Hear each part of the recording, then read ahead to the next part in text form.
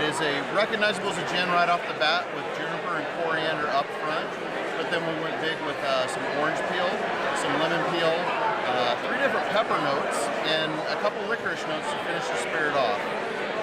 We built this on a wheat grain neutral spirit base and brought it all the way up to 45.4% alcohol.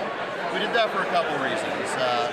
45%, 90 proof, because we wanted something that could stand up to an ice cube and not dilute right away. But 45.4 is also a simplified latitude of me and my 2 neighbors' back fence. My 2 neighbors are my business partners, and we're third owners of this distillery.